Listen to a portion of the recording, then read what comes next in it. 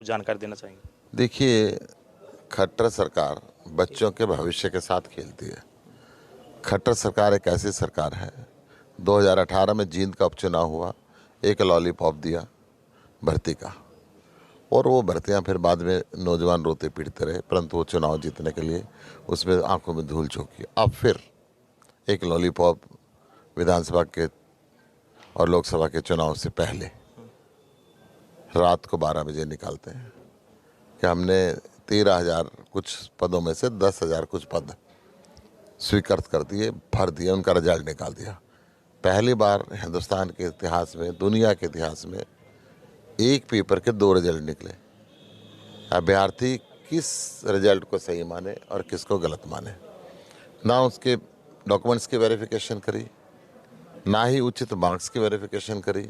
High court ने ये कहा था कि जो सोशो इकोनॉमिक फॉर्म के 5 नंबर हैं वो कंसिडर नहीं किए जाएंगे, उनको भी कंसिडर किया और रिजल्ट निकाल दिया।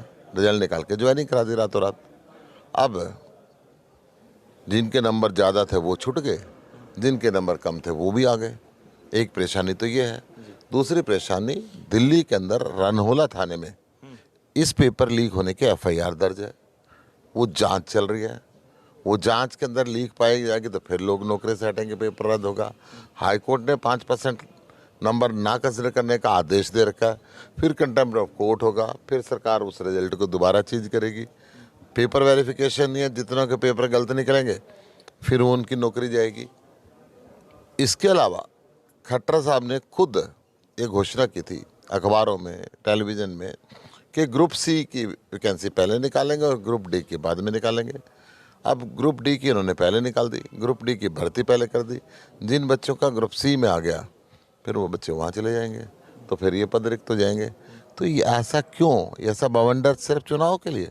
चुनाव को दिमाग में रखते हुए नौजवान बच्चों के भविष्य से खेल जा रहा।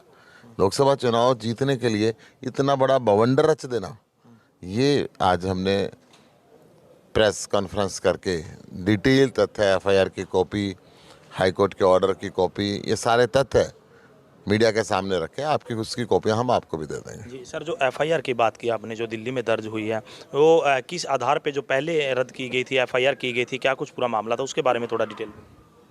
एफआईआर ये हुई थी कि पेपर लीक है। मैं उसके, ये एफआईआर है, मैं आपके दिखा रहा हूँ। ये जो एफआईआर है रनोला थाने के अंदर दर्ज है, 2023 के अंदर ये एफआईआर हुई है। एफआईआर का नंबर मैं आपको बता दूं, ये एफआईआर का नंबर है वर्ष 2023 की है, रनोला थाने के 807 नंबर है, 21/2023 की है। जब ये पेपर लीक हुआ और इस लीक पेपर के बेस पर रिजल्ट निकाला जा रहा है, तो ये अपने आप के अंदर असहनीय बात है। तो चुनावी लॉलीपॉप जो मान, चुनावी लॉलीपॉप है, 100% बच्चों के भविष्य के साथ खेला जा रहा है। तो गुप्ता जी, जो है नरेंद्र मोदी ने जो है महिलाओं को जो है 100 रुपये सब्सिडी देने की बात की है, उसको कैसे देखते हैं? सिलेंडर नरेंद्र मोदी की सरकार आने से पहले 414 रुपये का सिलेंडर होता था, 1100 रुपये का कर दिया, 200 रुपये कम कर दिए और कह रहे भाई अब नरेंद्र मोदी जिंदाबाद बोलो, नरेंद्र मोदी जिंदाबाद बोलो। अरे लूटते रहे तुम 5 साल तक, और उसके बाद अब चुनाव के समय 100 रुपये 2 बार कम कर दिए, फिर चुनाव खत्म होगा फिर आप बढ़ा दोगे।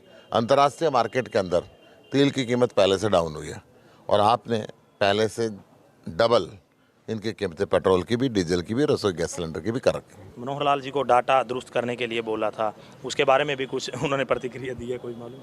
मनोहर लाल जी को मैंने बताया था कि आपके राज्य में सरपंचों को गोली मारी जा रही है, आपके राज्य के अंदर किसान को गोली मारी जा रही है, आपके राज्य के अंदर राजनीतिक दलों के अध्यक्ष को गोली मारी जा रही है, आपके राज्य के अंदर व्यापारियों को गोली मारी जा रही है, आपके राज्य के अंदर महिलाओं के प्रति अपराध बहुत बढ़ता जा रहा है, आपके राज्य के अंदर नशा बहुत बढ़ता जा रहा है। तो उन्होंने कहा था प्रेस कॉन्फ्रेंस करके कि सुशील गुप्ता जी का सवालों का जवाब मैं आंकड़ों के साथ दूंगा।